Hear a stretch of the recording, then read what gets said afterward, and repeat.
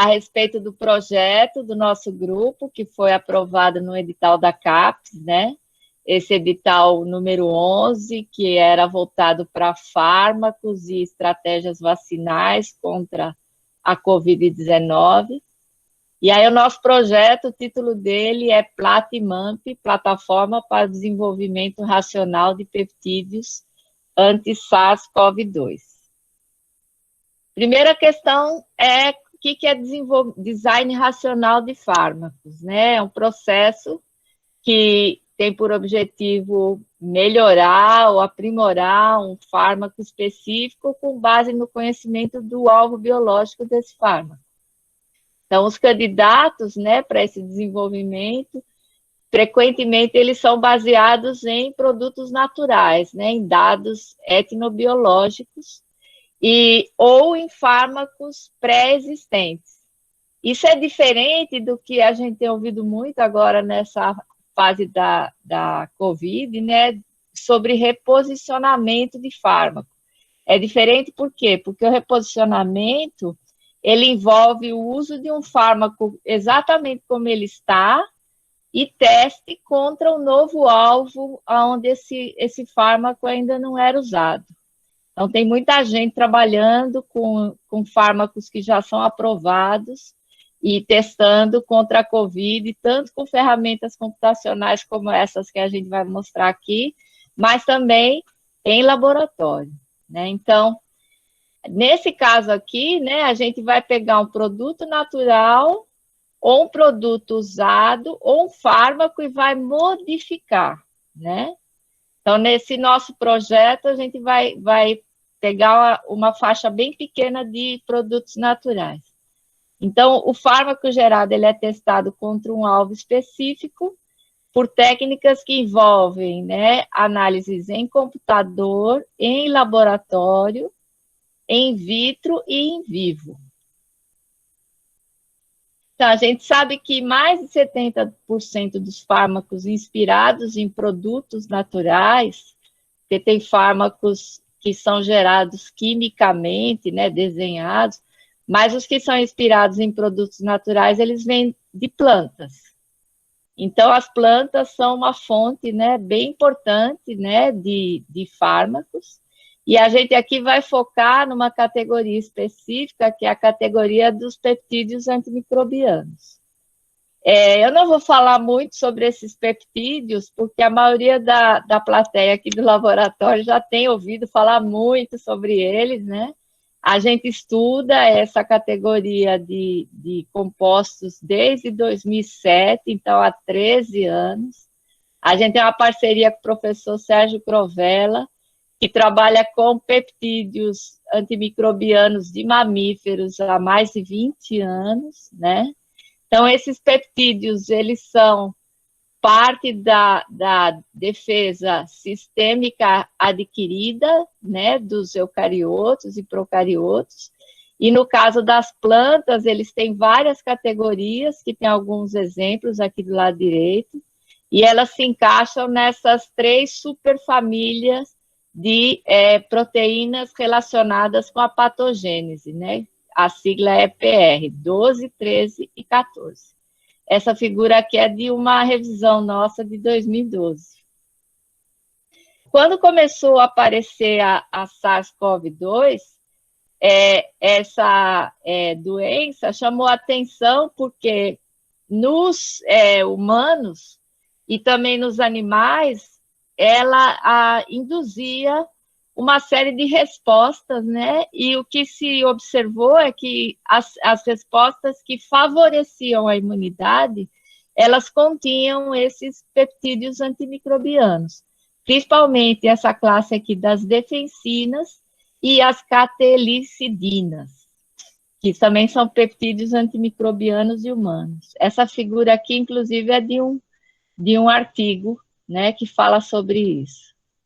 Desde que a SARS-CoV-2 apareceu, a Covid-19, saíram 291 artigos sobre esses peptídeos e o envolvimento deles. Só em 2020, 266 artigos. Então, eles têm um papel muito importante logo no início, né, do estabelecimento do vírus. Aqui está mostrando um esquema que eu chamo de fluxograma de etapas, né? A gente tem isso para muitos projetos, artigos, etc., que é o esquema que a gente colocou no projeto que foi aprovado. Eu vou meio que destrinchar ele parte por parte para vocês entenderem melhor.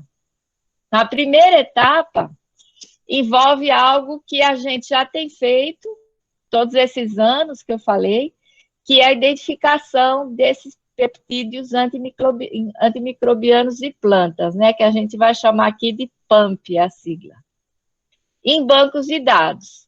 Então, você pode procurar por essas moléculas, tanto em dados de genoma, de transcriptoma, de proteoma, em vias metabólicas, e a gente tem feito isso, inclusive, em plantas aqui da nossa região, que a gente sequenciou o transcriptoma e o genoma, né? Incluindo as plantas da Caatinga e da Mata Atlântica. Então, nós já temos mais de 100 candidatos desses PAMPs anotados e em caracterização. A meta do projeto é a gente ter pelo menos 200 candidatos, mas, assim, essa meta ela é uma meta facilmente atingível.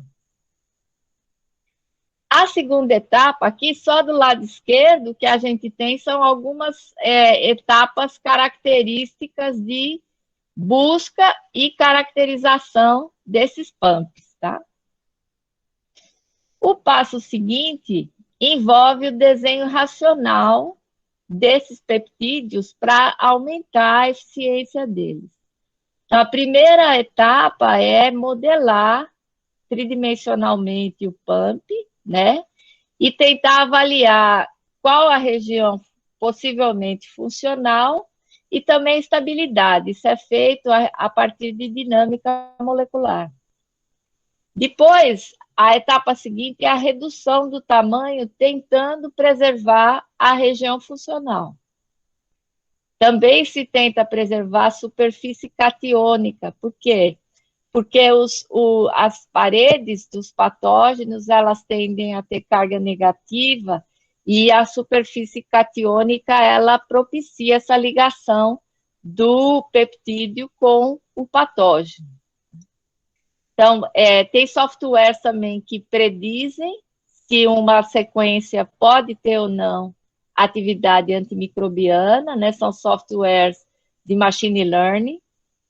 Depois, você tem que verificar qual é a possível atividade, né? Essa atividade possível, ela pode ser inferida tanto in vitro como in silico também. E o peptídeo ele não pode ser difícil de sintetizar. Por quê? Porque senão você vai ter uma dificuldade para obter essa molécula para fazer os primeiros estudos. Então, no final, a gente faz pequenos ajustes, tentando minimizar a toxicidade desses, ou alergenicidade. Também tem softwares que ajudam a fazer isso. A meta do projeto é gerar 50 desses peptídeos racionalmente modificados. Aqui nesses slides, a sigla é HAMP, ao invés de MAMP, como foi no projeto, porque essa palestra aqui ela é de antes do projeto da CAPES, tá? Aqui só está mostrando essa etapa aqui, a modelagem, essa primeira. Então, o que é que você faz? Você vai procurar modelos que correspondam ao seu peptídeo, e se esses modelos forem bons e tiverem uma boa resolução, eles podem ser usados. Se não forem bons ou se não houver modelo, é bem mais complicado, porque aí você não vai fazer modelagem comparativa, você vai fazer a modelagem ab initio, que é bem mais trabalhosa, né? Aqui está mostrando, nesses 3 modelos, seriam 3 peptídeos hipotéticos, né, o SPAMP 1, 2 e 3. E aí, aonde está em azul, são as regiões iguais, em vermelho, as regiões exclusivas, de 3 diferentes que estão sobrepostos, e em branco, as regiões que não são idênticas, mas são similares. Então, quando a gente compara, faz essas comparações, a gente vai identifica quais as regiões, por exemplo, o comprimento dessa fita, né, essa fita beta, essas alças, né? Essa alfa-hélice, por exemplo, ela pode ter diferenças também. E aqui está mostrando os resíduos em branco apolar, em verde polar neutro, positivo e negativo. Como eu disse antes, é desejável que eles tenham uma razoável carga positiva para que eles tenham uma atividade propícia. Então, uma vez feito isso, vai ser feita a redução. Então, você vai pegar esse peptídeo nativo e vai quebrar ele em partes e vai avaliar essas partes e vai ver como é que é a configuração tridimensional de cada uma, como é a atividade, todos aqueles critérios que eu falei, né? Então, uma vez feito isso, você identifica a região que provavelmente é a mais propícia para a redução, né? Aqui está mostrando um pequeno programinha onde você pode ver o grau de dificuldade para fazer a síntese desse peptídeo. Então, qualquer coisa que tiver acima dessa linha aqui, esses pontinhos vermelhos são resíduos de maior dificuldade, ó, aqui a sequência, né? Esses aqui abaixo são os mais fáceis, esse aqui é moderada a dificuldade, né? Então, abaixo de 1, em geral, é mais fácil, acima de 1, em geral, é mais difícil. E aí você seleciona a sua sequência de interesse. Uma vez selecionada essa sequência, você tem que fazer uma nova dinâmica para ver se essa sequência ela tem alguma estrutura. Aqui nesse exemplo aqui a gente tem duas alfas, duas folhas beta e uma alça aqui, né? Então, e ainda teria uma ponte de sulfeto aqui nessa região. Isso pode ser desse jeito, pode ser bem diferente disso, né?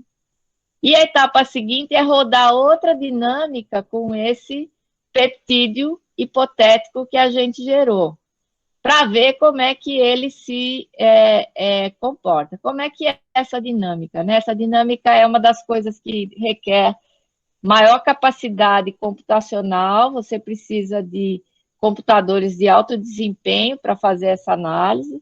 Então, você coloca a sua molécula numa caixa hipotética, com um meio hipotético, nesse caso aqui água, uma temperatura que você define e uma pressão definida, e você analisa por um tempo que parece muito curto, que é de 100 nanosegundos, mas é um tempo que requer uma capacidade computacional muito forte, né? Você precisa de supercomputadores. E aí você avalia se essa estrutura se manteve, se ela se desintegrou, etc. Então, aqui são os dados que você tem depois da dinâmica molecular, né? Você também pode avaliar o seu modelo com essa estatística do plot de Ramachandran.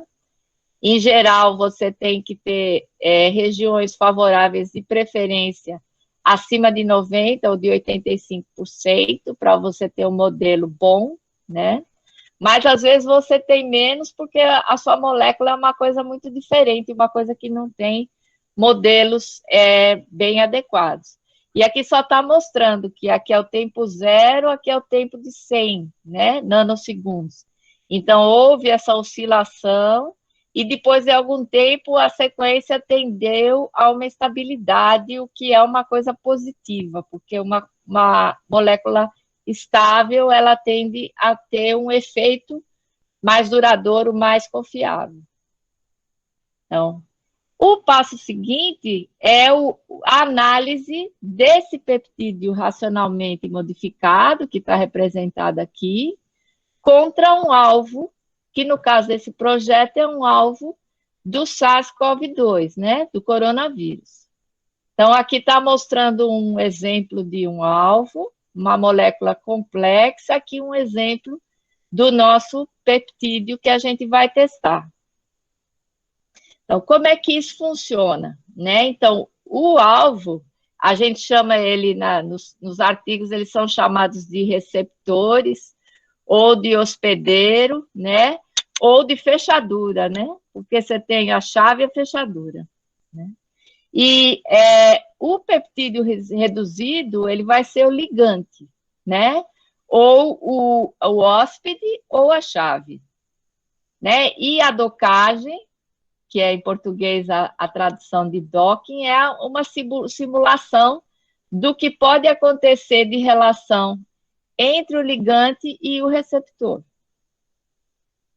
Então, aqui está mostrando algumas coisas que a gente tem que pensar quando vai fazer esse procedimento.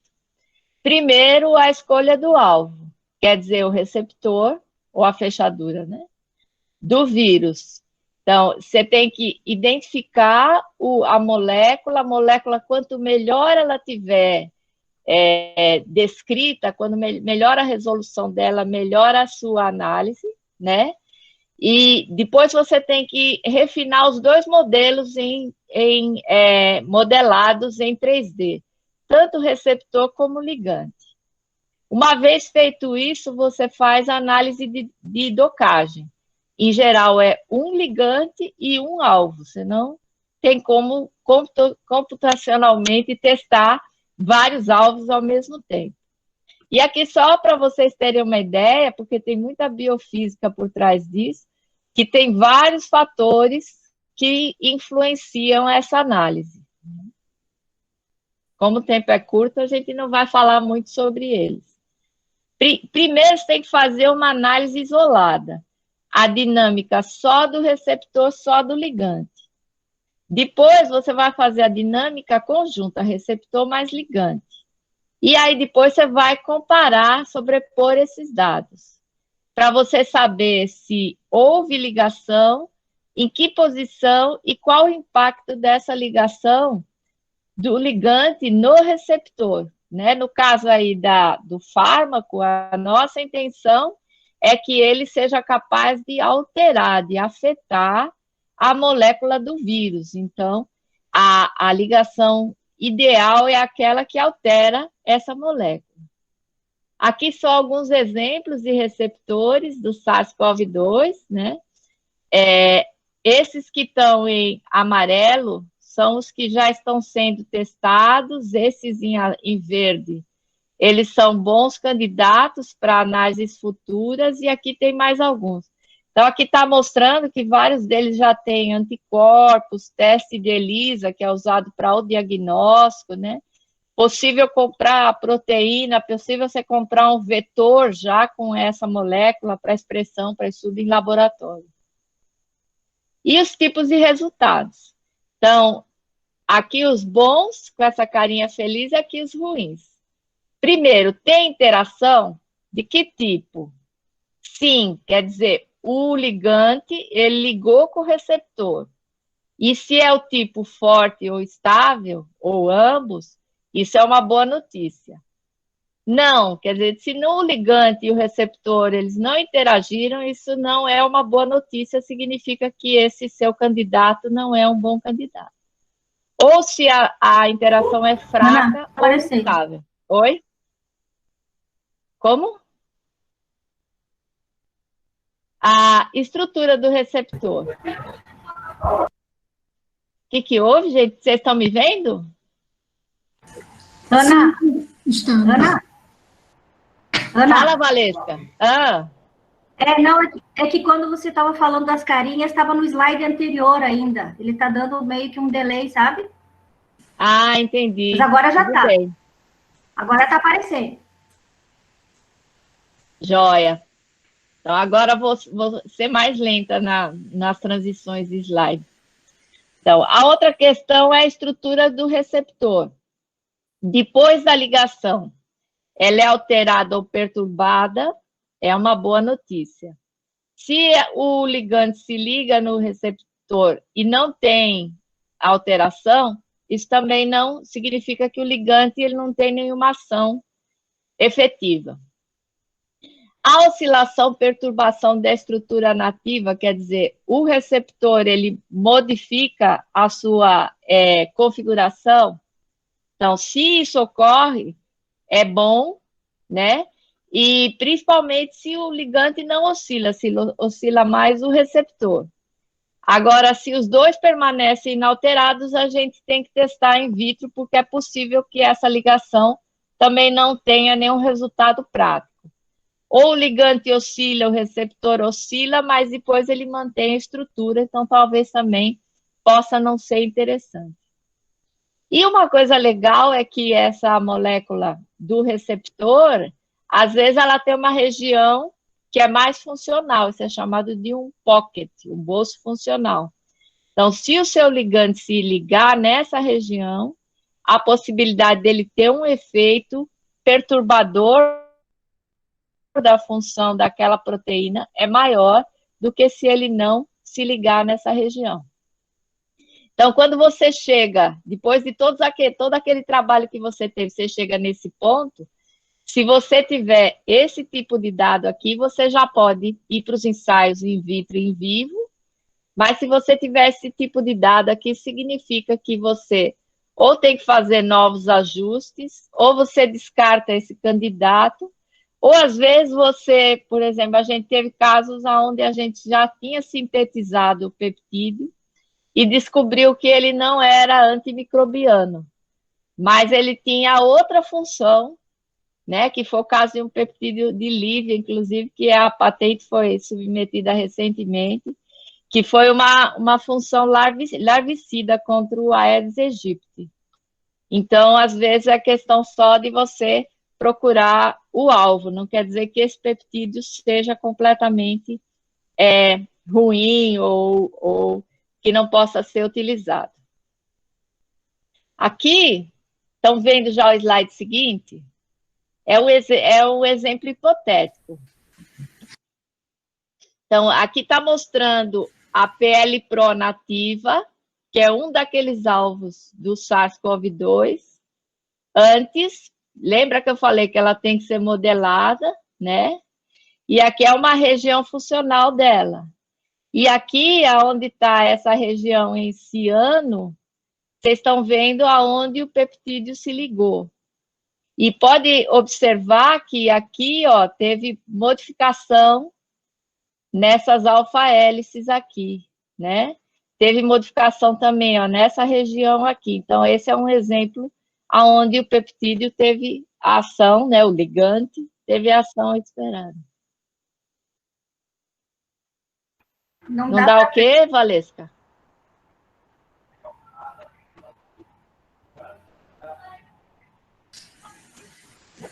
Para mim tá tudo ok, professora. Tá passando slide certinho. Não sei para Valesca, mas aqui no meu tá tudo ok. Tem mais gente que está com problema? Para mim tá tudo bem, Ana. Tu tem que passar o slide antes de No falar. meu também, sempre Agora está aparecendo a voz com o slide no tempo correto. Talvez seja um problema com a internet da Valesca, não sei. Mas talvez outra pessoa também esteja assim. Eu vou mudar de lugar. Desculpa, Ana. Imagina. Eu achei que era todos. Desculpa. Aqui só mostrando, né, essa análise do raio de giro, né, onde está mostrando a evolução, a mesma coisa aqui ao longo do tempo, né, e aqui a forma como a molécula, ela se modifica, o raio de giro dela.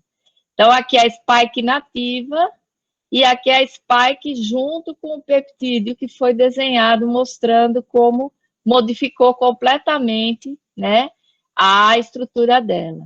E aqui um exemplo onde isso não acontece, do lado direito, né? Então, aqui é a notícia boa, aqui é a notícia ruim. E aqui, essa RMS, quer dizer, Root Mean Square Fluctuation, ela também mostra quais as posições, os resíduos, aqui embaixo tem aminoácidos, aqui o outro eixo em nanômetros, quais os resíduos que são mais afetados. Então, Então, a gente tem em vermelho só a spike do vírus, junto com o preto, a spike e o peptídeo. Então, a gente consegue ver que essa região aqui, ela foi bem afetada pela ligação. E aquela análise do bolso, né? Aqui está mostrando também essa 3CL-Pro nativa, que é um outro alvo do vírus, né? Aqui uma região funcional importante, que está indicada aqui. E toda essa trama aqui em ciano é a região onde o ligante, né, o RAMP, se ligou, e mostrando, né, que ela se ligou a esse bolso funcional de uma forma super específica, né? Então, esses exemplos todos são exemplos hipotéticos, tá, gente? Uma vez feito isso tudo, né, você chegou até aqui, fez o docking, você ainda pode precisar voltar para cá, né? Então, para cada um dos alvos que você começou a analisar, você pode precisar refazer, modificar nessa etapa, ou ainda procurar candidatos diferentes. Aqui só mostrando que antes de você fazer tudo isso, normalmente a gente valida por PCR em tempo real, né? Para saber, e às vezes também amplifica no genoma, só para confirmar a sequência, tá? De interesse. Então, uma vez chegou aqui, teve alguma dessas notícias boas, como eu falei, você vai para a etapa de síntese química dos peptídeos. Então, o projeto tem o objetivo de sintetizar 50 desses peptídeos racionalmente modificados. O que a gente vai fazer depois desses peptídeos? Então, ele vai primeiro para uma etapa toda de proteômica estrutural, né? Espectrometria de massa, SDS-PEG, dicroísmo circular, ressonância magnética, né? Que a gente tem feito tudo isso em parceria, essa parte da ressonância. E aqui, do lado esquerdo, começam os bioensaios. Então, primeiro bioensaio, no nosso projeto, a gente não vai focar só nos vírus. Por quê? Porque muita gente está morrendo de SARS-CoV-2 por causa do Covid-19, não só por causa do vírus, mas também por causa de outras infecções oportunistas. Então, isso é uma coisa que agora está sendo muito discutido. Então, a nossa ideia é continuar testando todos esses peptídeos contra o SARS-CoV-2, contra outros vírus patogênicos humanos, contra pelo menos 5 bactérias dessas que são importantes, inclusive da lista da OMS, que são super resistentes, e contra alguns fungos, leveduras, no caso, patogênicas e humanas. Esses ensaios aqui vão ser feitos em paralelo com o ensaio de citogenotoxicidade e atividade hemolítica. Por quê? Porque não faz sentido se ele matar tudo isso, ou alguns deles, se ele for tóxico para o humano. Então, se alguma coisa aqui for tóxica, provavelmente ela não segue adiante. O que você pode fazer é voltar aqui de novo e tentar modificar esse peptídeo para diminuir essa toxicidade. Vocês veem que várias coisas, elas vão e vêm das etapas in sílico para as etapas in vitro. Mas digamos que ele passou por essas etapas aqui. A etapa seguinte é análise em modelo animal, né? Ensaio em vivo. Né? Esse ensaio ele envolve tanto a parte antimicrobiana, como também um estudo de sepse, porque vários pacientes de COVID, eles morrem por causa de uma atividade pró-inflamatória muito forte. Então, é desejável que haja uma modulação do sistema imune sem a atividade pró-inflamatória. Então, depois que aconteceu tudo isso, né, esses bioensaios, deixa eu só fechar eles. Aqui tem um slide que é de uma apresentação de Carlos, que eu sempre passo, porque eu gosto muito desse slide. Então, aqui está mostrando, né, que foi feita a síntese.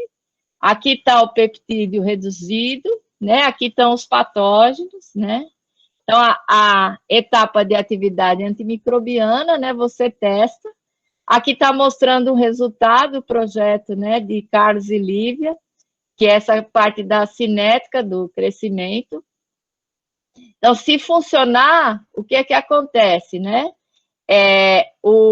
Na presença do peptídeo, aqui é esse mais AMP, a atividade da bactéria, o crescimento dela vai ser inibido. Enquanto que na ausência, que são esses dois, a bactéria continua crescendo, né? Exponencialmente. Para o vírus, normalmente isso é feito em células vero, que são células epiteliais dos rins desse macaco verde africano. Então, ele pode ser feito dessa forma aqui ou dessa. Essa é a forma como o grupo da Itália está fazendo e essa é a forma como os parceiros do nosso projeto na Inglaterra estão fazendo. Então, normalmente você faz diluições seriais do seu composto e avalia, né, até 0, né, ou seja, aqui não tem o antimicrobiano, então as células crescem junto com o vírus e fica essa marcação escura. E aqui é onde tem, quanto maior a concentração, menor é o crescimento. Então, esse é o resultado esperado. E a etapa seguinte, que eu vou botar aqui, ela envolve, então, a citoagenotoxicidade, que no caso do nosso projeto, ela vai correr em paralelo com essa, como eu falei, e a análise em vivo. Essa análise em vivo, ela é feita em camundongos, né?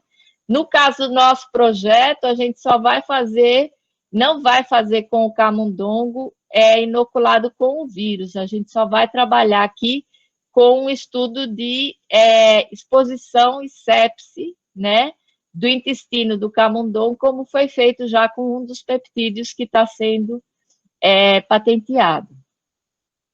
Mas o que interessa aqui, além dessa atividade antimicrobiana, nessa questão da indução da resposta imune, mas sem atividade pró-inflamatória. E aqui abaixo é o que a gente chama de ensaios clínicos, né? Nessa parte aqui, a gente tem uma parceria com o grupo do professor Valdir e também do professor Crovella, que é um projeto paralelo que foi aprovado pela Propesc, pela UFPE, onde vai ser feito o exoma de 100 pacientes com diferentes quadros, né, desde pacientes graves até pacientes quase assintomáticos, né, da Covid-19, e vai ser sequenciado 100 amostras de vírus no mínimo, né?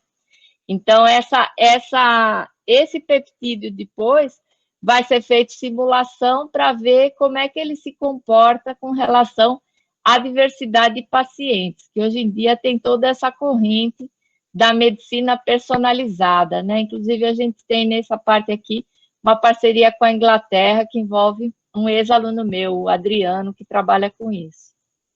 E, finalmente, a gente tem dois hospitais na Itália, sendo que um deles ele já está fazendo ensaios clínicos com candidatos, moléculas candidatas. Então, se a gente conseguir, nesse período do projeto, chegar a um candidato que tenha passado por tudo isso, que a gente praticamente já tem só falta testar ele contra o vírus propriamente dito, aí esse candidato ele pode começar o ensaio clínico de fase 1.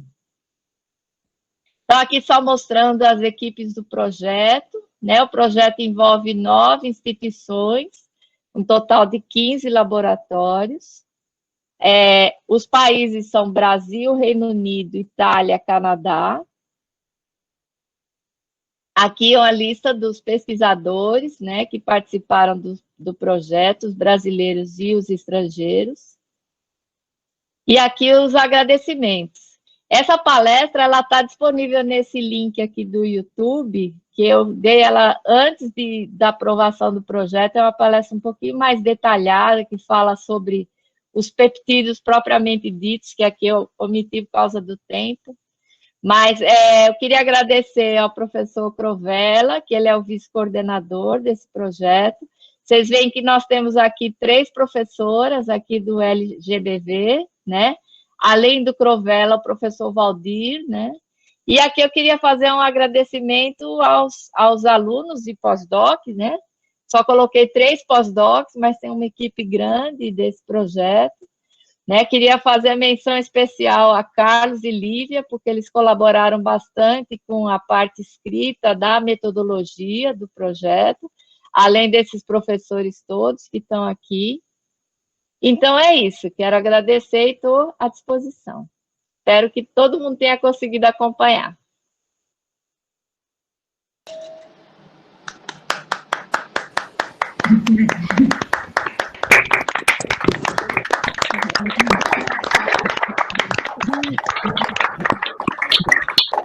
Vou fechar a apresentação.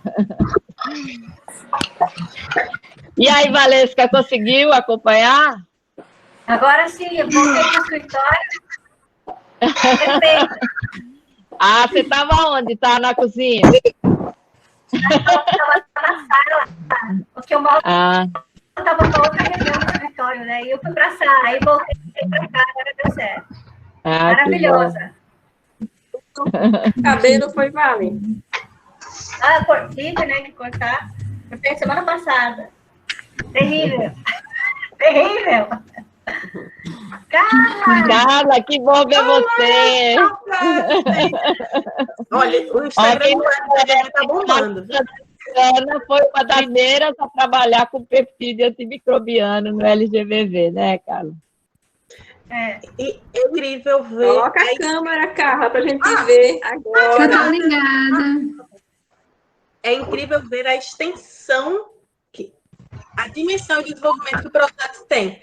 A gente, naquela época, só identificava o gene, né, para ter a proteína hipotética, e agora, aonde está, né? Quase fase 1 é algo que foi muito trabalho envolvido em tudo isso. Com certeza. É muita parceria também, né? Que acho que essa coisa é mais importante, que ninguém é uma ilha. Você tem que, o que você não faz, tem que chamar outro, aí botar os meninos para aprender. Foi muito bom esse processo, né? Muito bonito. Aí os moderadores, então, quem quer começar? Max e Flávia. Eu queria ceder, eu posso ceder para você, Flávia, no começo, porque isso é muito do que eu faço, né? Então não tenho muita dúvida. Eu vou tentar tirar dúvida para deixar o pessoal que não entende, que não está dentro, mas foi muito rápido, é verdade. A gente, para esse período de, acho que foram 38 minutos, eu coloquei aqui, ultrapassou o tempo, porque eu não queria passar dos 30. Mas tem que ser muito rápida a explicação, né? Mas envolve muita biofísica, né? Isso, então. E fisicoquímica. Fisicoquímica, exatamente.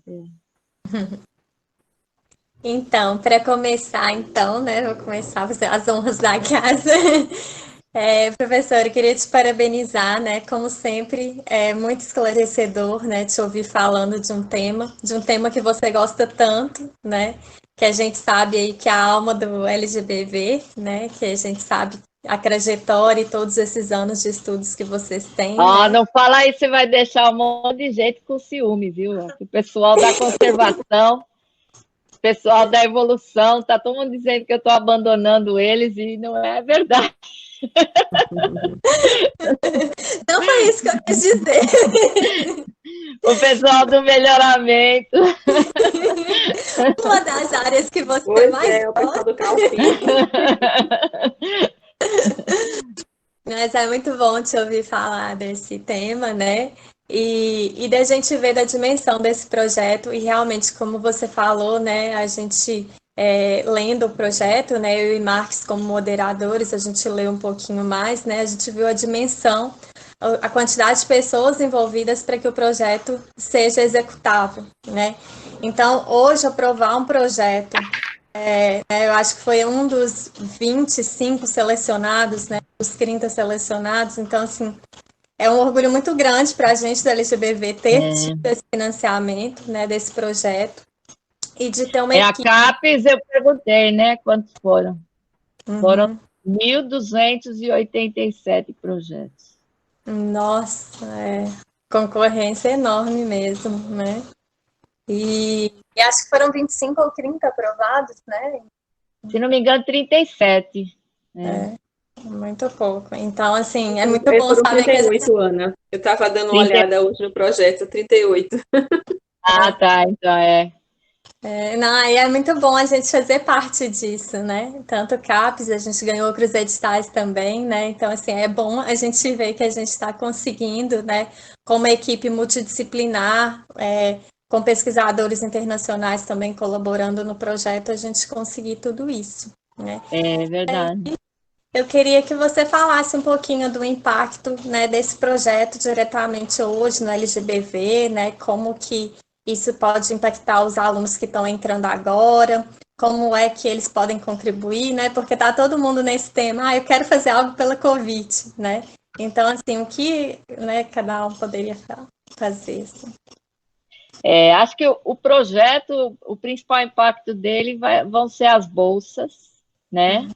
Que eu acho que esse lado que a CAPES tem de formação de pessoal é uma coisa que ajuda muito, né? E a gente priorizou bolsa de pós-doutorado, mas não são muitas, porque, assim, uma das coisas que eu achei importante era não pedir demais, porque eu acho que alguns projetos pecaram por justamente eles colocaram.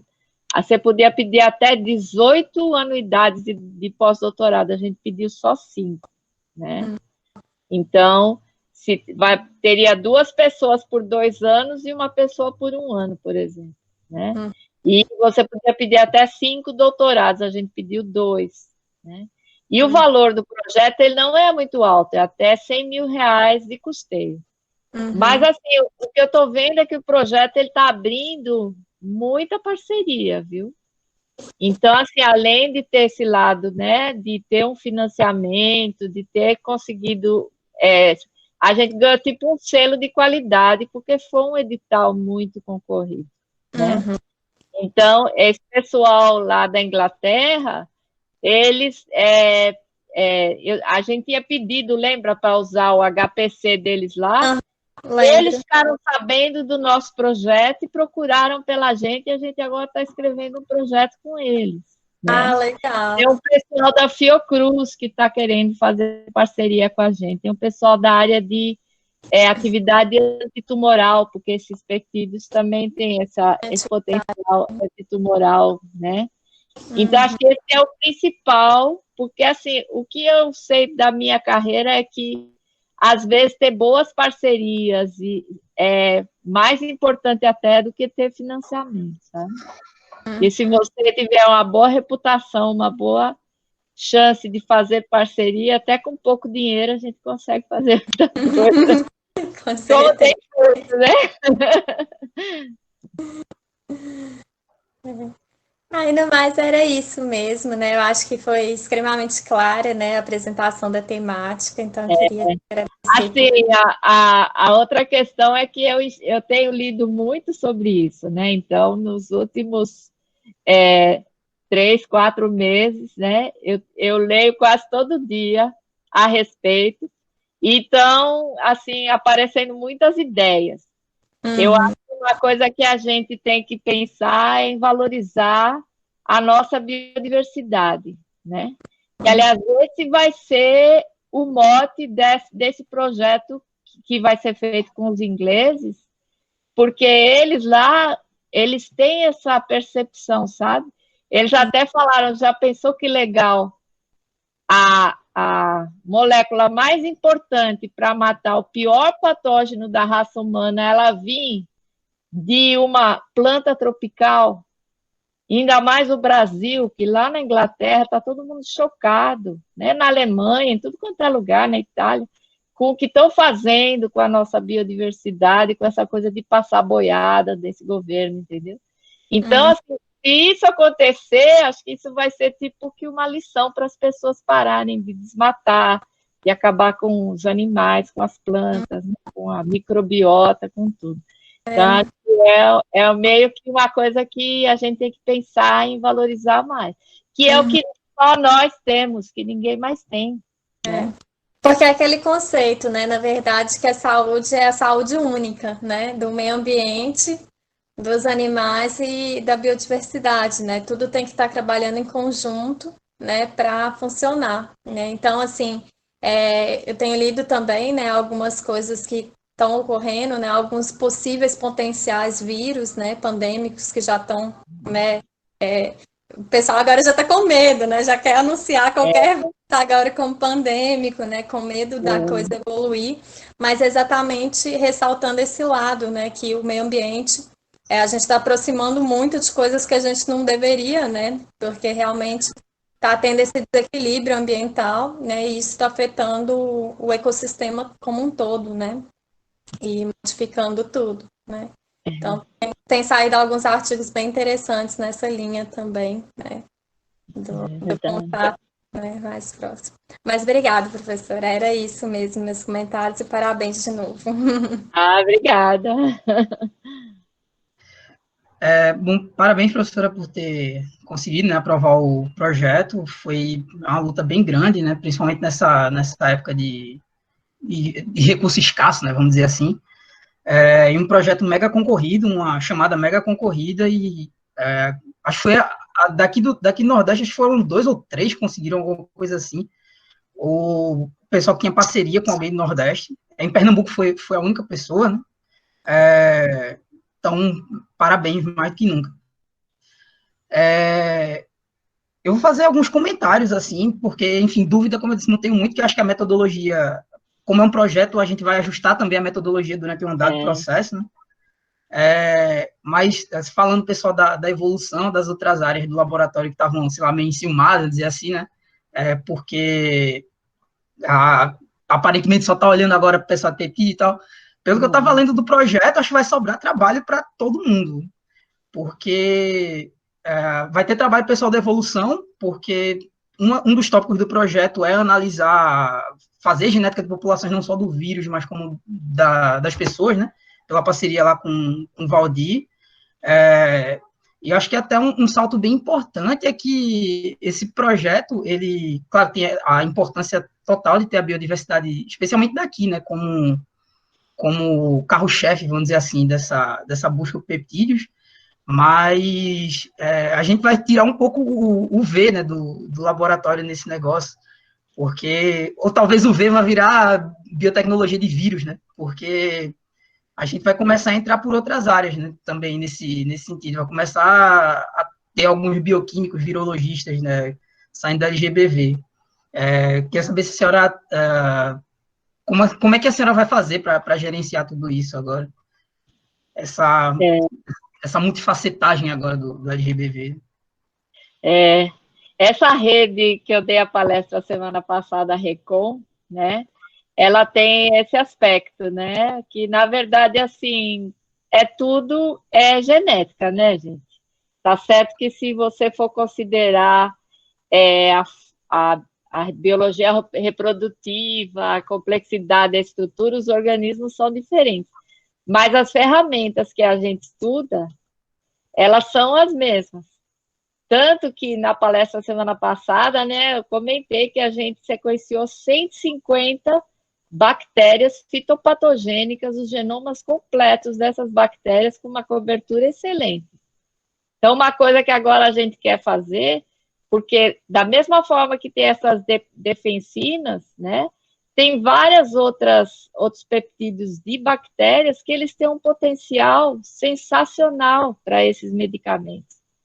E essas bactérias nossas aqui da região, elas são super adaptadas, são milhões de anos de evolução, coevolução, né? Planta patógeno, planta endofítico, e a gente acha que dá para lidar com tudo isso dentro do telhado, né? Do LGBV, né? E as técnicas, elas são basicamente as mesmas. Na verdade, a gente já trabalha com vírus, né? É que não chamou tanta atenção. A gente já trabalha com vírus há mais tempo que trabalha com peptídeos antimicrobianos, que é o do feijão calpi, né? Que é um dos principais objetivos, e a gente sequenciou esses vírus quando sequenciou o transcriptoma, E provavelmente a gente vai ter eles agora no genoma também, quando fizer essa montagem do genoma, né, que a gente está fazendo. Então, assim, os vírus, a vantagem do vírus é que ele é um organismo bem mais simples. A desvantagem é que ele, mesmo sendo tão simples, ele é extremamente complexo, né? Então, entender por que é que uma planta tem resistência ao vírus, a outra não, não é uma coisa tão simples assim quanto pode parecer, né? Outra coisa que é bem interessante, eu estava vendo na apresentação, eu estava pensando, né, sobre um pouco da estratégia de desenho de peptídeo para vírus, né? Porque, no fim das contas, eu fiz esse primeiro comentário porque, no fim das contas, a gente vai ter que entender muito de biologia de vírus, especificamente nesse caso, né, que você vai tratar com humano e etc., porque você tem que ver qual vai ser o alvo, onde é que esse peptídeo ele tá atacando, né? Como a senhora bem falou, a vantagem de trabalhar com vírus é que ele é muito simples e a desvantagem é que ele é muito simples. Por exemplo, no caso do vírus da Covid, ele tem uma cobertura de gordura, só que essa gordura não é dele, é da gente. Então, se a gente desenha um peptídeo que ataca essa cobertura de gordura, a gente vai estar atacando a nossa gordura. A nossa gordura. Então, pode terminar sendo tóxico até. Então, a estratégia ela vai ter que ser bem desenhada, tanto para vírus, quanto para as bactérias e para os outros fungos. Tem um pesquisador que é nesse projeto novo que a gente está escrevendo, tem a Fiocruz do Rio, a Fiocruz de São Paulo, a Fiocruz de Goiás também. E tem um pesquisador lá da Fiocruz de Goiás, inclusive ele é médico, que ele está fazendo uma análise, no caso aí, que ele acha que a microbiota do nosso intestino e da nossa boca, das mucosas, tem um papel fundamental nessas pessoas que são assintomáticas ou que reagem melhor, né?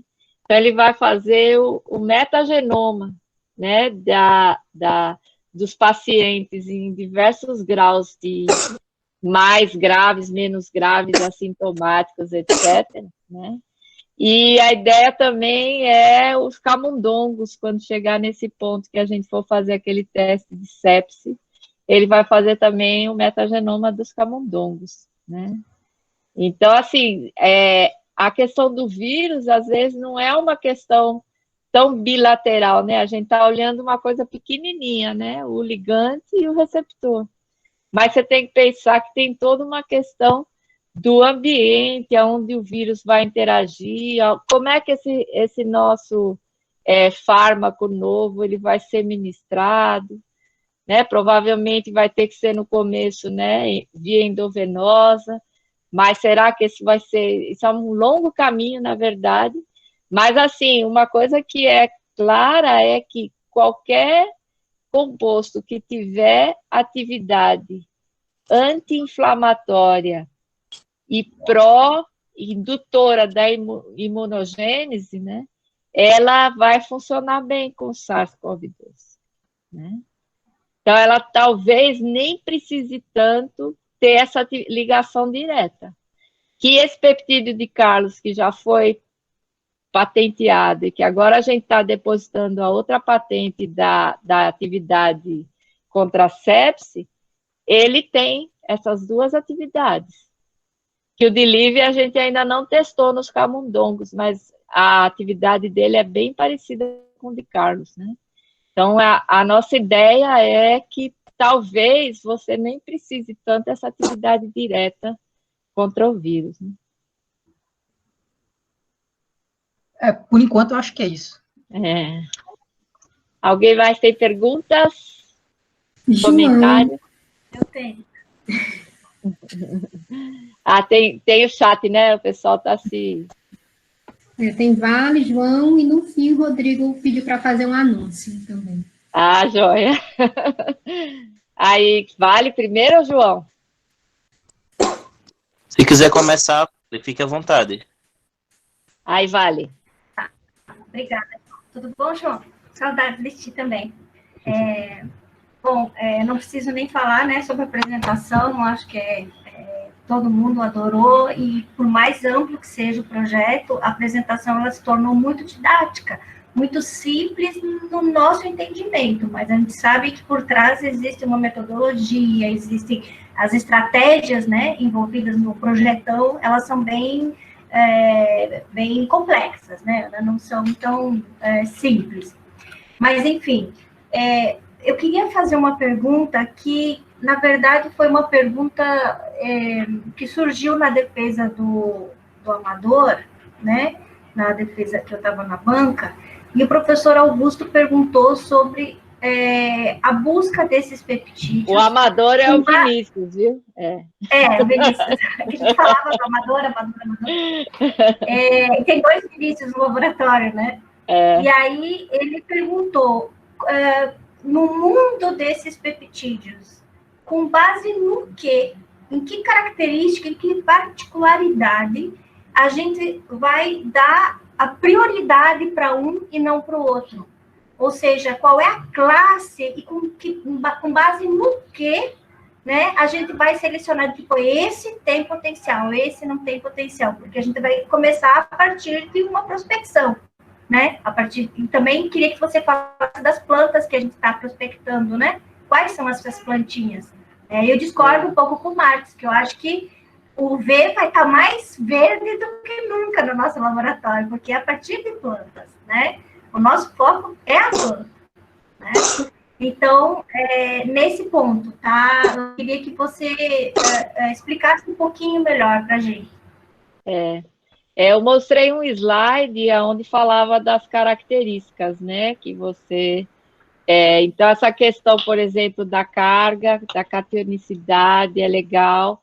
Mas, por exemplo, a gente tem visto que eles estão mais propensos a se associar, por exemplo, com as bactérias gram-negativas. Então, talvez, se você pegar uma característica diferente, ele vai ser legal para outro tipo de patógeno, né? Então, o que a gente tem feito é trabalhado os peptídeos em geral, das classes que têm regiões bem definidas como conservadas, e usando essas regiões e as circunvizinhas para fazer esses desenhos. Por quê? Porque essas regiões conservadas, elas foram meio que sujeitas à evolução. Então, quando você tem uma molécula, né, um gene, que vai codificar uma proteína e tem uma região que se manteve, que é parecido entre organismos muito diferentes e outra que variou, significa que aquela região ali, ela não está ali por acaso, entendeu? Ela tem um motivo para ela ser conservada.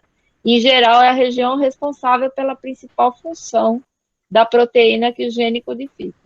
Então, assim, baseado nessa premissa de evolução de gene dos produtos, né, das proteínas, a gente trabalha em cima dessas categorias que estão dentro dessas PRs aí, que são as que estão associadas com a imunidade constitutiva, né, da planta.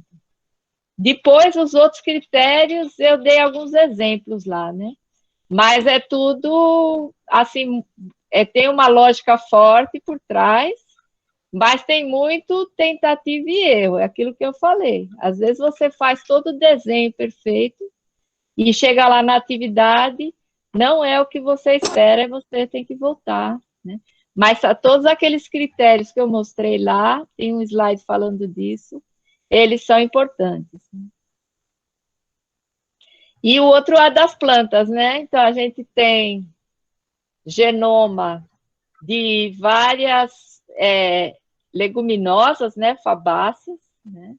A catingueira, que é a árvore símbolo da caatinga, a estilosantes, que é um arbusto muito resistente à seca, a Calotropis procera, essas plantas todas se enquadram na categoria das extremófilas, né?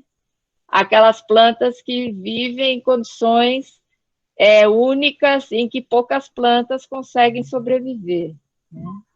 E tem algumas outras, né? A gente também agora está trabalhando com genomas. E tem uma que é o Croton, Helitropifolius, que esse ainda está montando o genoma dele, mas é uma planta também super resistente à seca.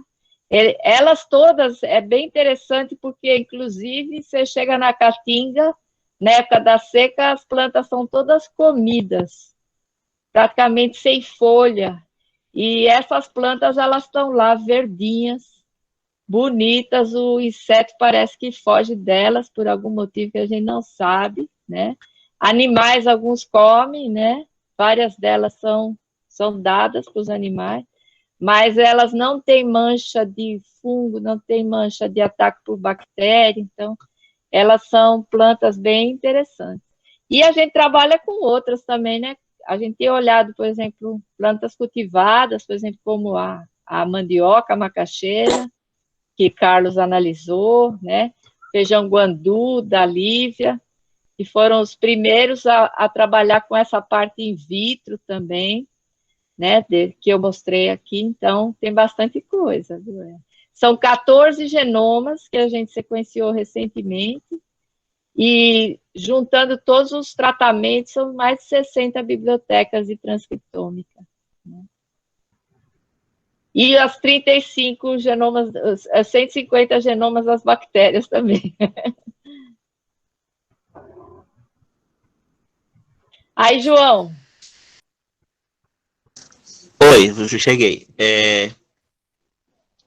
Primeiramente, dizer que quando eu vi a aprovação do projeto, eu fiquei muito feliz pelo laboratório, pela senhora, porque eu sei que são tempos difíceis, em todos os sentidos, inclusive no sentido de conseguir verbas, então é muito bom isso. Mas aí, vendo a sua apresentação, eu fiquei com uma dúvida. Talvez isso já tenha sido planejado, mas não entrou na metodologia, mas eu fiquei pensando. Vai se tentar fazer um desenho racional desse peptídeo para que esse peptídeo venha a ter uma interação com alguma proteína, alguma molécula do vírus. Se pensa na molécula de interação lá, o spike do corona, não é isso? Na verdade, a ideia é testar pelo menos 3, mas agora a gente está pensando em testar contra 5 alvos, que são esses alvos que são fundamentais para que o vírus penetre e se estabeleça na célula de mamífero, né? Pronto. Que são alguns daqueles que eu destaquei lá naquele quadro que eu mostrei. Certo, pronto. Então, era como eu tinha entendido mesmo. Aí me veio uma pulga atrás da orelha que se já está planejado em background, se dar garantias, também por dinâmica, também em sílico, de que este peptídeo racional que vai interagir com as moléculas do vírus, porventura não tem uma afinidade com qualquer outro tipo de receptor, molécula ou proteína que exista no organismo humano. Porque eu fiquei pensando, se a gente forçar num docking, a gente consegue fazer diferentes fármacos ancorarem em regiões de uma mesma proteína. Não quer dizer que isso vá acontecer biologicamente, até porque tem uma série de questões, mas eu fiquei pensando, e vai existir alguma etapa em que vai se buscar, em termos dos modelos que existem para proteínas humanas ou receptores humanos, para ver se o peptídeo desenhado para interagir com o vírus também não interagiria de forma, talvez não preferencial, mas de forma aleatória com outra proteína, porque eu fiquei pensando se haveria esse risco. Porque tem várias questões, por exemplo, de como um determinado fármaco ele vai ser processado no fígado, como é que ele vai ser processado no rim, né? E no nosso projeto, a gente não colocou, a gente colocou essas atividades citotóxicas, né, a hemólise, a questão da toxicidade geral, e a gente não colocou essa parte, mas no projeto que eu estou escrevendo com esse pessoal da Inglaterra, tem uma equipe do Rio de Janeiro, que, aliás, eles estão pé da vida, ficaram até com inveja, porque entrou a Fiocruz inteira do Rio, no projeto deles, e o deles não foi aprovado, o nosso foi. E a proposta deles é fazer biologia de sistemas que eles têm. Aliás, eles não só vão testar contra todas essas vias de humano e possíveis alvos, que é uma equipe lá de umas 18 pessoas, eles têm supercomputador, tem tudo, como também eles querem avaliar outras atividades. Por exemplo, esse pesquisador, o Fabrício, que é o coordenador lá da Fiocruz do Rio, ele acabou de publicar umas ferramentas que conseguem identificar atividade antitumoral, né, anticancerígena, e ainda quais os prováveis alvos dessa atividade. Então, isso ele vai rodar também no projeto dele. Agora, no nosso projeto, isso não está previsto, realmente, né? Mas dá para fazer isso em sílico, e depois isso meio que facilita a parte dos ensaios clínicos em humanos, né? Uhum. Porque a parte do ensaio clínico em humano, realmente, ela é bem complexa, né? Você pensar que você, mesmo tendo passado por todas aquelas etapas pré-clínicas que eu falei, na verdade, para você chegar lá no humano, você ainda vai ter que ter alguns ensaios pré-clínicos e várias validações, então é bem complexo. Agora, a vantagem da Inglaterra é que a gente está discutindo tanto, toda semana a gente tem horas de reunião, que a gente está querendo trabalhar junto de qualquer jeito, entendeu? Mesmo que o projeto não seja aprovado. Então, eu acho que essas parcerias vão ser bem positivas. Entendi. Tá certo. Era basicamente minha dúvida, que eu já fiquei pensando, vai que a molécula interage com o vírus, interage com o receptor, sei lá eu, de alguma molécula muito importante, e aí tem sabe, o efeito colateral, mas é bom saber que existem grupos que estão trabalhando também nessa vertente. Embora, assim, a resposta final, ela só vai vir realmente no estudo clínico, né? Sim. Você pode simular muita coisa, mas você só vai validar todas essas simulações na hora que você tiver. Por exemplo, quanto tempo ela permanece no sistema, né? A determinada droga. Porque uma droga, ela é boa se você não tiver que ministrar ela de hora em hora, né? Uhum. Uma a cada 6 horas, uma a cada 4 horas. A questão é também de como é que essa droga, se ela não é degradada quando ela entra no sistema, né? Então, ela funciona bem in vitro, mas ela pode não funcionar no organismo, né? Então, tudo isso são questões, por isso que não é rápido um novo fármaco. Mas esse projeto da Inglaterra, eu fiquei besta porque a duração dele é de 18 meses. Nossa. É curto, né? Então, a gente vai ter um tempo relativamente curto. Por sorte, a gente já tem alguns candidatos, de Carlos e Flávia, que eles já estão com um indicativo muito bom. E se funcionar contra o vírus, que agora vai ser testado lá pelo pessoal da Itália, porque o pessoal aqui do Ageu ainda está com alguns problemas, eles ainda não estão conseguindo fazer os testes, né? Então, mas, por exemplo, se esses 3 passarem, a gente já tem alguma coisa para ir numa etapa mais adiante. Então, essa vantagem, né? Quando você já tem o bonde andando. Sim, se a verdade. gente ainda fosse começar esse projeto do zero, que foi uma coisa do projeto que a gente tentou deixar claro, que isso não é uma coisa que a gente está inventando que vai começar a trabalhar agora. A gente já trabalhava com isso. Perfeito, professora. Obrigado. Posso pedir desculpa? Caiu.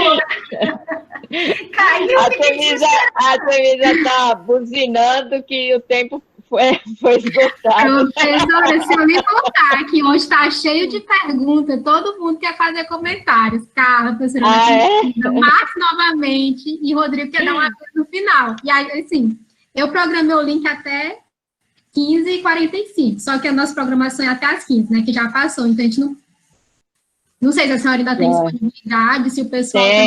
Tenho. Saber se o pessoal, quem quiser sair, acho que a gente tem que deixar à vontade, né?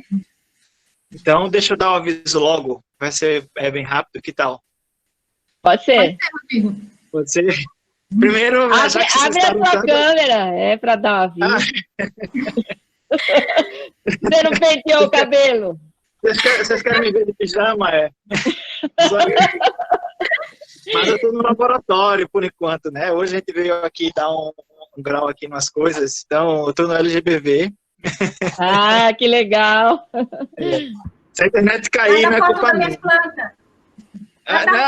O Romildo está cuidando delas. Todo dia ele fala dessas plantas. Então, gente, primeiro falar, né, parabéns, professora, pelo projeto, né, a gente, como acho que João, o Max falou alguma coisa aí, é muito importante nesse período a gente conseguir grana em algum lugar, não fica com ciúme, né, na questão de conservação, ciúme nenhum, tá, a gente tá aqui para ajudar no que for preciso também, né, mas lembrando que a gente é pouca gente aqui, né, hoje a gente tem só praticamente eu e Laura trabalhando com isso, mas a gente tá de braços abertos para qualquer coisa nesse sentido. Isso é uma notícia boa, principalmente o pessoal da graduação, se tem algum colega que esteja interessado em um PIBIC para trabalhar com biomarcadores em Palma. A Amaro falou comigo hoje de manhã, ele tem um edital para submeter até amanhã, ele precisa de uma pessoa para ser indicada. Então, se alguém... Amaro também é ex-aluno de doutorado meu, muito boa pessoa, pesquisador do IPA, né? Para quem não conhece. Então, se alguém na graduação tiver algum colega aí que tem interesse em trabalhar com isso, tá? É biomarcador de resistência em Palma. Tá? Então, é só esse o aviso. Obrigado pelo espaço e parabéns pela palestra também, professora. Obrigada. Artemisa, meu é rapidinho. Então, na verdade, parabenizar, todo mundo já parabenizou, né? Eu também, mas eu queria agradecer, Ana, você, por esse seu empenho de sempre, e mesmo nesse período de pandemia, né, a gente é afastado, você sempre aí empenhada, trabalhando arduamente, né, dia e noite, feriado, final de semana. Tô de férias, viu? Eu também estou de férias. Pois nas férias e trabalhando e conseguindo recursos para a gente, né, para os nossos alunos. Então, assim, nesse período tão difícil, com tanta gente desempregada, com tanta gente sem recurso, e tanto para a parte de laboratório, mas principalmente dos recursos humanos, né, Ana? Que a gente sabe que sem os nossos alunos a gente não vai para lugar nenhum, né? E a gente tenta, mas assim, você realmente tem aprovado muitos projetos, o que está colocando nosso laboratório em pé, né? Se mantendo e crescendo, né? Uma coisa que a gente não esperava, não só manter, mas na contramão da tendência, é verdade. Isso, verdade. E aí realmente conseguir recursos para os nossos alunos continuarem trabalhando, continuarem sendo estimulados nesse período que, com tanta gente que está assim um pouquinho para baixo, é uma coisa que faz a gente levantar a cabeça e seguir em frente e continuar, né, assim, e não baixar a cabeça e a pandemia está aí, não posso fazer nada, não, agora não, tenho como trabalhar, tenho como seguir adiante, então eu queria realmente agradecer por todo esse seu esforço que você tem feito pelo laboratório. Obrigada.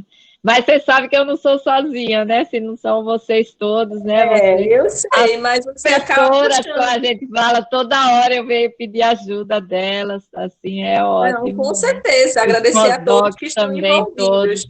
Os alunos de doutorado, mestrado. Mas você puxa a gente, né? Você sai puxando aí todo mundo e agregando. Eu sempre fui mandona, Vai agregando, mas não só o grupo da gente, mas como todos à sua volta. Então, eu queria realmente... Nós precisamos de pessoas assim, que mandam, que dão uma cutucada atrás da gente. Bora, vamos! Bora lá, né? Vale. Obrigada, Ana. Muito obrigada, adorei. E aí, Artemisa? Oi? Vamos falar mais um pouquinho? Vamos falar mais um pouquinho, Artemisa. Quem quer sair, sai. Temos Carla também, que quer fazer alguns comentários. Posso? E Marcos também, após, quer voltar novamente. Estão me vendo? Sim, estamos.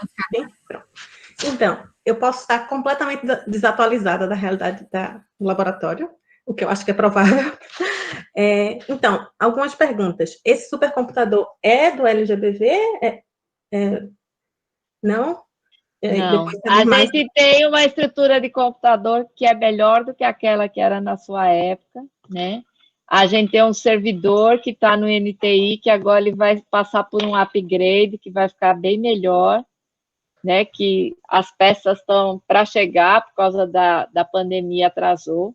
E a gente tem algumas torres que rodam análises bem complexas, mas a gente tem um projeto no supercomputador chamado Santos Dumont, que ele fica lá em Petrópolis, no Rio de Janeiro, no Laboratório Nacional de Computação Científica, e a gente roda análise nos supercomputadores de outros amigos, né? Como eu vivo reclamando nas minhas palestras que a gente tem pouco recurso computacional, a gente até está tendo umas ofertas adicionais, né? Então, o pessoal lá de Minas, por exemplo, a gente está montando os genomas lá no computador, que o Miguel Ortega é nosso parceiro, o Sagarana. A gente tem o Mamute, que fica no Canadá, onde a gente fez várias análises e a gente tem a intenção de voltar. Tem esse supercomputador na Inglaterra, né? E o pessoal do Rio Grande do Norte recentemente também ofereceu, se precisasse rodar alguma coisa lá. Então, assim, eu vou continuar reclamando, né? Porque tá dando certo. Porque está dando certo, a gente está fazendo tudo com muita parceria. O pessoal do Instituto Vale também já tinha oferecido lá no Pará, né? O computador da Federal do Pará, a gente tem umas ferramentas que nós estamos pondo lá. Então, assim, a gente mesmo tem pouco, mas quando você tem amigo, é como eu falei na palestra, né? A gente consegue tudo, né? Outros comentários. Eu não sabia dessa informação sobre a camada lipídica do vírus, e daí me veio algo na cabeça que, para este target, talvez não fosse tão... talvez observar moléculas com características apolares, talvez, diferentemente dos targets em fungos e bactérias, que são mais cargas mais negativas, essa talvez, exato, ou, se possível, de fato não sei, acoplar o peptídeo a alguma molécula anfipática, que permitiria que o peptídeo, pelo menos, penetrasse. Nessa camada lipídica. E uma informação que talvez seja útil. Na indústria farmacêutica que eu trabalhei, por último no Brasil, se sabia que os brasileiros produzem anticorpos em grande quantidade e variedade, diferentemente dos europeus e etc. Então, pela variedade de patógenos que nós somos submetidos, e pelo clima tropical, e testar em brasileiros esses peptídeos versus os testes em europeus pode dar resultados muito interessantes de serem analisados, porque possivelmente nós também desenvolvemos respostas mais agressivas, porque nosso sistema imune é aparentemente mais ativado a diversos agentes. Com certeza. Essa questão do exoma, né, que até fiquei humilhada, né, porque a gente vai sequenciar 100 exomas, né?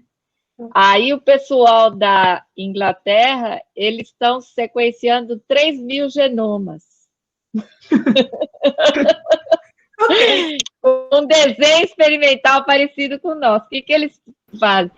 Tem o paciente assintomático, que testa positivo, aquele que tem um sintoma fraco, mas logo se recupera, aquele que chega a ter um sintoma mais sério, mas não chega a ser colocado em respirador, o paciente de respirador e o paciente ainda que tem essa resposta de sepsis, essa resposta, né, pró-inflamatória que eles chamam. Eles vão fazer genomas completos com uma alta cobertura de 3.000 pacientes.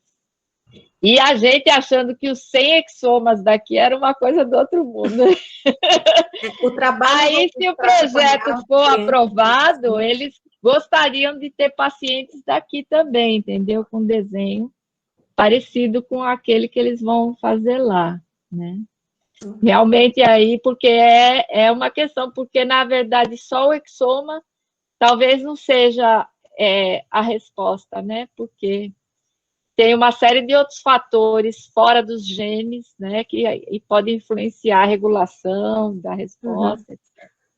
Não sei se é possível também contactar, já que tem parcerias também com os hospitais, o Valdir ou alguém assim.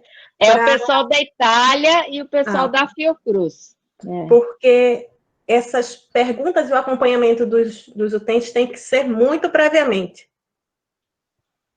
Tem. Um problema aqui no Brasil é isso, os prontuários, né? Que está todo mundo reclamando, o pessoal da Fiocruz. E lá no exterior eles têm prontuários super padronizados, né? Todo mundo tem um laptop dentro na verdade, um tablet no hospital, então, à medida que vai tudo sendo anotado, vai tudo para o sistema. Aqui no Brasil isso é um problema. Talvez muitos pacientes não se possam aproveitar os dados deles por causa de falta de prontuário anotado de acordo com as normas internacionais. Então, esse é um problema mesmo. Se talvez puder destacar uma pessoa no futuro para acompanhar isso, mas é muito complicado ter o acesso a isso. No caso do grupo daqui, porque a gente tem o serviço aqui do NUPIT, onde eles estão fazendo, né, os testes, né, aqui dentro da UFPE. Aí, parte dessas amostras do NUPIT é que vai ser coletado sangue dos pacientes para fazer os exomas também. Pronto, era isso. Muito obrigada pelas informações. Nada. Acho que agora volta para quem, Artemisa? Max? Não, acho que é completando um pouco, quando eu falei, nem tinha essa intenção, mas do que João falou, acho que vai completar um pouco, porque a preocupação de João é bem legítima, mas a gente meio que começa a resolver isso nos estudos em vivo. Então, tem que ver o que seria um bom modelo animal para estudos desse tipo, e aí começa a se testar nele. Parece que para esse vírus um bom modelo é o furão. O problema vai ser arrumar isso aqui. Outra coisa é tem alguns falando em macacos, né? Mas porque os macacos são, digamos assim, filogeneticamente próximos, mas não é todos os países onde você consegue usar esse modelo do macaco, né? Por motivo. Então, parênteses, ontem saiu da Llama. A Llama está sendo um bom modelo, eles viram que tem vários receptores muito próximos. Então, foi publicado ontem da Llama. E tem um professor que trabalha com Llama, né, na Recon. Isso, tem sim. Que deu palestra, eu lembro dele, lá do Peru, né? É o Dr. Lenin, Ele tem a criação de Llama lá. É um dos animais mais resistentes, né, à condição ambiental extrema, é a Llama. Né? Sim, e é lindo, né? Desculpa, acho que outra coisa também é a importância de se ter um banco desse, né? Que a professora estava falando na apresentação que a meta de gerar 100 peptídeos ela é relativamente fácil de alcançar, e é mesmo. Mas tem que ter em mente que saiu um estudo recentemente falando que, quer dizer, não recentemente, uns 5 anos atrás, falando que de cada 5.000 moléculas isoladas em laboratório, uma chega a virar produto, né? Então, você tem que ter muitas para entender como é que elas funcionam de certa maneira, para poder engenheirar até virar um produto. Né? Outra coisa também é sobre o lugar onde a gente está, né? O pessoal fala muito lá da China, que, enfim, tem muita coisa saindo de lá, mas tem um levantamento, acho que de 2017, que saiu na Nature, falando sobre regiões de potencial pandêmico, de onde pode sair a próxima pandemia, e Recife, aliás, Pernambuco, a zona do litoral de Pernambuco está bem acesinha no mapa. Então, a gente está numa região bem perigosa. Só o que falta. Aí eles ruim, agora mais uma. Não então, sabia esse banco e manter a vigilância. Não, eu fiz questão de manter no projeto os testes com as bactérias também, né? Porque eu já estava, na época em que eu escrevi o projeto, isso ainda não estava tão em voga quanto agora, essa questão da sepse e das infecções oportunistas. Mas, assim, não faz sentido você ter um peptídeo desse e não testar contra vários alvos. Inclusive, a gente conversou com o pessoal do AGEU, e lá da Itália, a gente quer testar também contra HIV, contra chikungunya, contra zika, contra dengue, contra todas essas viroses que estão super bem estabelecidas e a quantidade de peptídeo que eles usam para fazer o teste inicial de triagem é pequena. Então, você não pode focar num alvo só, por quê? Porque a chance de você ter um produto é menor, né? Então, a ideia é testar isso contra alvos múltiplos. Mesmo porque a COVID, né, a doença, ou o vírus, o SARS-CoV-2, é a bola da vez. Mas vocês já viram que há pouco tempo era zika, né? Há pouco tempo era dengue, há pouco tempo era HIV. E esses vírus também evoluem. Então, a gente não pode ficar focando numa coisa só, não. E ainda tem as bactérias, né? As superbactérias, que são um problema de saúde importantíssimo.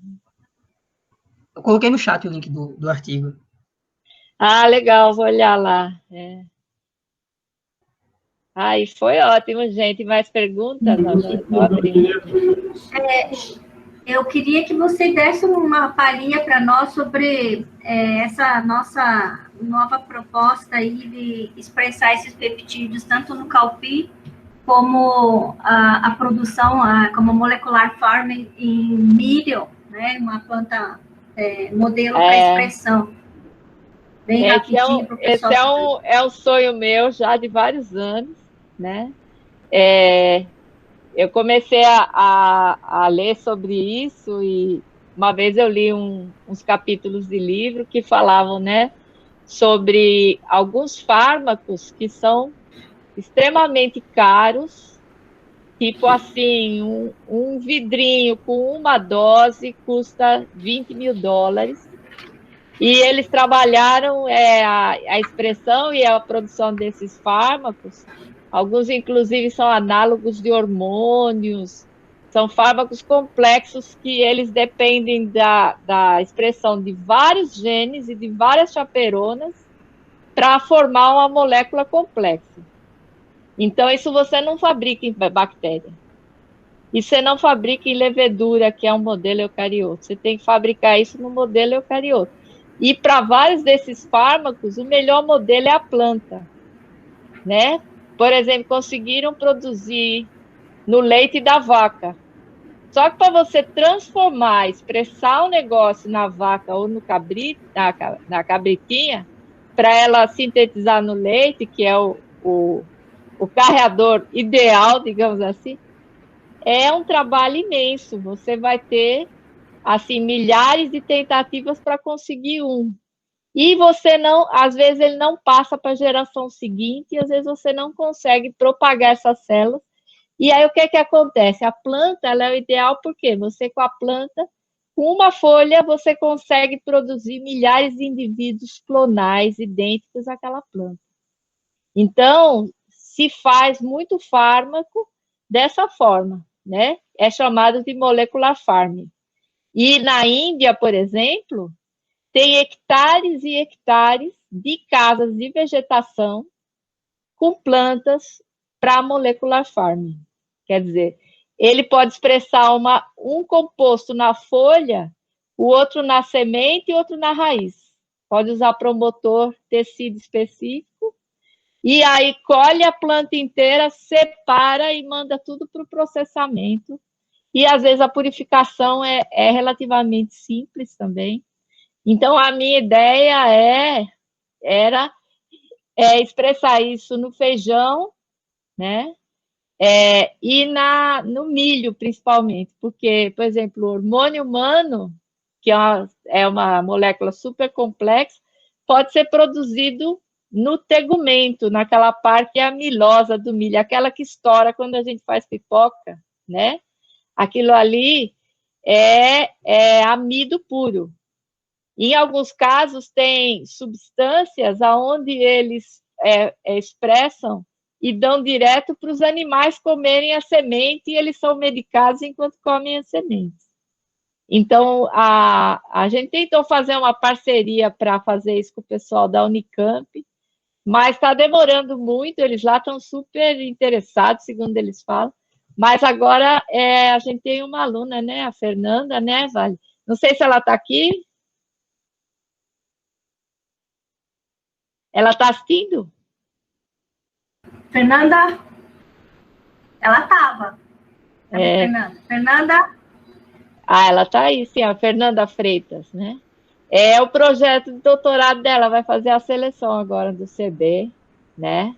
Aí a ideia é testar isso na soja e no milho, né, Vale? É o calpi e no milho, né? Calpi como constitutivo e no calpi como uma expressão constitutiva, né, para melhorar uma imunidade, e o milho expressando na semente para produção, né? Produção em massa, que a gente chama essa técnica de molecular par. Vamos ver, né? Tomara a Deus que dê certo. Eu acho que vai dar. Sim. No calpi, a gente já tem experiência, né, que Diogo está conseguindo transformar, né, por biolise. A novidade desse projeto vai ser o milho, né, que é uma coisa alógama, né, então a gente vai ter que ter uma infraestrutura de casa de vegetação que a gente está querendo implementar, né? Mas é bem interessante. Meninas, só uma sugestão, talvez de informação, não sei em que pé anda também, mas na Hemabras ia se produzir um medicamento em bioreator e em célula de ovário de hamster. O equipamento acho que já estava sendo comprado, não sei se chegaram a validar a produção. Sei que a célula mãe não tinha vindo ainda. Talvez outra alternativa também seria o Butantan. A extração costuma ser mais prática porque não aguarda o crescimento vegetal, porque é multiplicação bacteriana, né? E talvez seria alguma opção de contato também. Eu sei que ano passado o diretor da área chamava-se Antônio Edson. Ele é uma opção super acessível, farmacêutico pela UFPE, trabalhou no EMOP, então também tem muitos contatos e seria uma pessoa que pudesse conversar. É interessante. Talvez uma dessas que já está patenteada, né, que está submetida à patente. Ver se há alguma possibilidade. No Butantan, de fato, eu não sou contato, mas acho que talvez eles tenham... No caso de planta, tem a possibilidade de você cultivar células em suspensão também, tá? Isso também pode ser feito. Aí você consegue, usando bioreatores, produzir bem mais rápido, né? A vantagem da semente é que você pode transportar essa semente, naturalmente com biossegurança, né? Como ela é transformada, mas você pode transformar sem refrigeração, sem nenhum tipo de precaução, porque a substância vai estar lá imobilizada no endosperma, né? Professora, desculpa interromper, porque daqui a 2 minutos nosso link vai cair. Acho que já foi bastante tempo, né? Queria agradecer a professora, né, aos moderadores, todo mundo. Foi muito bom a participação, a interação de todos. Então, só tenho a agradecer e dizer que terça-feira estamos aqui novamente no mesmo horário com outros palestrantes.